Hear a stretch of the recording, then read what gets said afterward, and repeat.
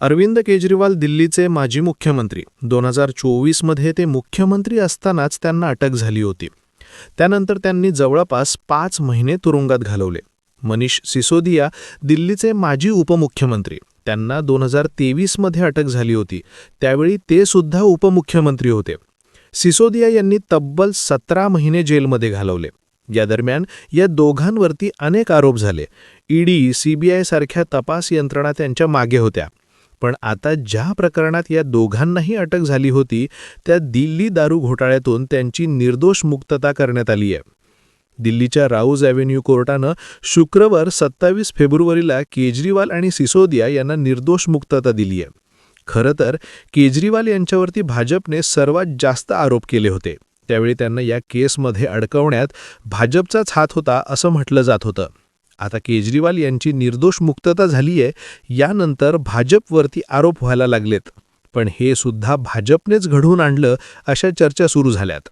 आधी केजरीवाल यांना अडकवण्याचा आणि आता त्यांना निर्दोष सोडवण्याचा प्लॅन भाजपचाच होता असं बोललं जात आहे. या चर्चा नेमक्या काय आहेत? केजरीवाल यांना अडकवण्यात भाजपचा काय फायदा होता? आता त्यांची सुटका होणं सुद्धा भाजपसाठी कसं फायद्याचं ठरू शकतं? तर मंडळी, सगळ्यात आधी केजरीवाल यांना अडकवण्यात भाजपचा कसा फायदा होता ते बघूया.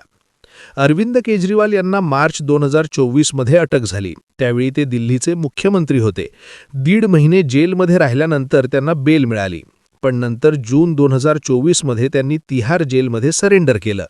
पुढचे 3 महिने त्यांनी तिहारमध्ये घालवले. या काळात केजरीवाल यांनी जेलमधूनच दिल्लीचा कारभार पाहिला. भाजपने त्यांच्या राजीनाम्याची मागणी सातत्याने लावून धरली होती, पण केजरीवालांनी राजीनामा दिला नाही. पुढे सप्टेंबर महिन्यात जेलमधून सुटका झाल्यानंतर त्यांनी राजीनामा दिला. या सगळ्याचा परिणाम दिल्लीच्या विधानसभा निवडणुकीवरती झाला. दिल्लीत 2025च्या फेब्रुवारी महिन्यात निवडणुका झाल्या. या निवडणुकीमध्ये भाजपने केजरीवाल यांच्यावरच्या भ्रष्टाचाराच्या आरोपांना सर्वात मोठा मुद्दा बनवला होता. कधी काळी भ्रष्टाचार विरोधी आंदोलनातून पुढे आलेले केजरीवाल याच आरोपांमुळे तुरुंगात जाऊन आले. महत्त्वाचं म्हणजे त्यांनी राजीनामा न देता तुरुंगातून सत्ता चालवली. याचा मोठा फटका केजरीवाल यांच्या इमेजला बसला. दिल्ली विधानसभा निवडणुकीत आम आदमी पार्टीचा दारुण पराभव झाला. स्वतः केजरीवाल त्यांची विधानसभा सीट हरले आणि दिल्लीमध्ये भाजपने प्रचंड बहुमताने सत्ता मिळवली.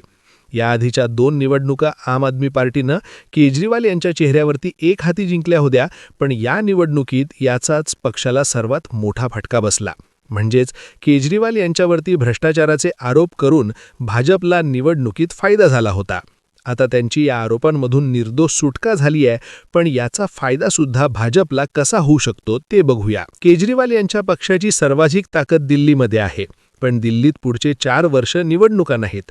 स्वतः केजरीवाल सुद्धा विधानसभेत आमदार नाहीत. त्यामुळे ते दिल्लीच्या राजकारणातून जवळपास बाहेर पडल्याचं चित्र आहे.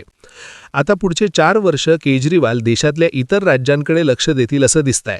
आप हा राष्ट्रीय पक्ष आहे, तो विरोधकांच्या इंडिया आघाडीतून बाहेर पडलाय. हा पक्ष एनडीएचा सुद्धा भाग नाही आणि याचाच फायदा भाजपला होणार आहे. दिल्लीनंतर आम आदमी पार्टीची सर्वाधिक ताकद आहे पंजाबमध्ये. त्या राज्यात सध्या आम आदमी पार्टीचे भगवंत मान हे मुख्यमंत्री आहेत. पंजाबमध्ये पुढच्या वर्षी फेब्रुवारी महिन्यात विधानसभेची निवडणूक आहे आणि दिल्लीतल्या पराभवानंतर या निवडणुकीत आम आदमी पार्टी पूर्ण ताकदीनं उतरणार हे नक्की आहे.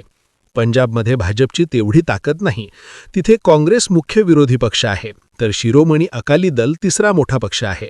2022च्या निवडणुकीत आपने काँग्रेसकडूनच सत्ता खेचून आणली होती. आता 27च्या निवडणुकीतही राज्यात आप विरुद्ध काँग्रेस अशीच फाईट होईल. या निवडणुकीत काँग्रेसकडे पुन्हा सत्ता मिळवण्याचा चान्स आहे. जर केजरीवाल यांच्यावरचे भ्रष्टाचाराचे आरोप कायम राहिले असते तर काँग्रेसने निवडणुकीत याला नक्कीच मुद्दा बनवला असतं. केजरीवाल यांच्यावरती आरोप करून काँग्रेसने आम आदमी पार्टीला घेरलं असतं, पण आता काँग्रेसच्या हातून हा मुद्दा गेलाय. उलट आम आदमी पार्टीला निवडणुकीसाठी नवा मुद्दा मिळालाय. केजरीवाल हे प्रामाणिकच आहेत, त्यांच्यावरती भ्रष्टाचाराचे खोटे आरोप झाले होते असा प्रचार आम आदमी पार्टीकडून केला जाईल. पंजाबमध्ये आपला याचा फायदा होऊ शकतो. म्हणजेच एक प्रकारे केजरीवाल यांची निर्दोष सुटका होणं याचा फटका काँग्रेसलाच बसताना दिसतोय. पंजाबनंतर हेच अन्य राज्यांमध्येही घडू शकतं आणि प्रत्येक ठिकाणी फायदा भाजपला आहे. पुढच्या वर्षी पंजाबसोबतच गोव्यामध्येही विधानसभा निवडणुका आहेत. दिल्ली बाहेरचं हे आणखी एक राज्य आहे जिथे आम आदमी पार्टीची ताकद आहे. 2022च्या निवडणुकीत गोव्यामध्ये आपने 6.77% वोट घेऊन तिसऱ्या क्रमांकावर राहिला होता. भाजपने ही निवडणूक जिंकली होती, तर काँग्रेस पक्ष दुसऱ्या क्रमांकावरती होता. त्यावेळी आम आदमी पार्टीने काँग्रेसची मतं खाल्ली असं बोललं गेलं होतं, ज्याचा फायदा अर्थातच भाजपला झाला. आता हेच 27च्या निवडणुकीतही होऊ शकतं. या निवडणुकीत आम आदमी पार्टीला आपल्या जागा वाढवायच्या आहेत. केजरीवाल यांची भ्रष्टाचाराच्या आरोपांमधून निर्दोष सुटका झाल्यानंतर पक्षाला नवी ताकद मिळणार आहे. पण राज्यात भाजप विरुद्ध काँग्रेस फाईट असताना आप भाजप विरोधी मतं खाऊ शकतो. याचा फटका पुन्हा एकदा काँग्रेसलाच बसेल. म्हणजेच एक प्रकारे आम आदमी पार्टीची ताकद वाढणं हे काँग्रेससाठी अडचणीचं आहे. केजरीवाल यांची निर्दोष सुटका करून भाजपने हे साध्य केल्याचं बोललं जात आहे. गुजरात हे आणखी एक राज्य आहे जिथे आम आदमी पार्टीची चांगली ताकद आहे. गेल्या विधानसभा निवडणुकीत आपने गुजरातमध्ये तब्बल 13% मतं मिळवली होती. पण ही निवडणूकही भाजपने जिंकली होती आणि काँग्रेस पक्ष दुसऱ्या क्रमांकावरती राहिला होता. त्यावेळी राज्यात भाजप विरुद्ध अँटी इन्कम्बन्सी आहे असं बोललं जात होतं. पण आपमुळे विरोधी मतांचं विभाजन झालं आणि फायदा भाजपला झाला. त्या निवडणुकीत काँग्रेसला आधीच्या निवडणुकीपेक्षा 14% कमी मतं मिळाली. याचाच अर्थ काँग्रेसची कमी झालेली मतं आम आदमी पार्टीकडे गेली होती. आता पुढच्या वर्षी पंजाब आणि गोव्यानंतर गुजरातमध्येही विधानसभेची निवडणूक आहे. त्या निवडणुकीतही अशाच प्रकारे मतांचं विभाजन करण्याचा भाजपचा प्लॅन आहे. त्यासाठी आम आदमी पार्टीला ताकद देणं आवश्यक होतं. केजरीवाल यांच्या निर्दोष सुटकेतून हे साध्य झाल्याचं बोललं जात आहे. खरं तर केजरीवाल हे भाजपचे कट्टर विरोधक असले तरी ते प्रत्येक निवडणुकीत काँग्रेसचीच मतं खाता. हे दिल्लीत झालंय, पंजाबमध्ये झालंय, गोवा आणि गुजरातमध्येही झालंय. यापैकी दिल्लीच्या निवडणुका होऊन गेल्या जिथे भाजपने विजय मिळवला. आता दिल्ली बाहेरचा ज्या ज्या ठिकाणी आपची ताकद आहे तिथे तिथे पुढच्या वर्षी निवडणुका आहेत. त्या निवडणुका डोळ्यासमोर ठेवूनच केजरीवाल यांची निर्दोष सुटका करण्याचा प्लॅन भाजपचाच होता असं आता बोललं जात आहे. एकूणच काय तर केजरीवाल यांच्यावरती भ्रष्टाचाराचे आरोप झाले, ते जेलमध्ये गेले. याचा फायदा भाजपला दिल्लीच्या निवडणुकीत झाला. आता त्यांची या आरोपांमधून सुटका झाल्यानंतरही याचा राजकीय फायदा भाजपलाच आणि फटका काँग्रेसला बसताना दिसतोय. त्यामुळे हे सगळं भाजपनं घडवून आणलं. केजरीवाल यांना आधी अडकवण्याचा आणि आता निर्दोष सोडवण्याचा प्लॅन भाजपचाच होता, अशा चर्चा सुरू झाल्यात. तुम्हाला या सगळ्याबाबत काय वाटतं? केजरीवालांच्या निर्दोष सुटकेचा फायदा भाजपला होऊ शकतो का?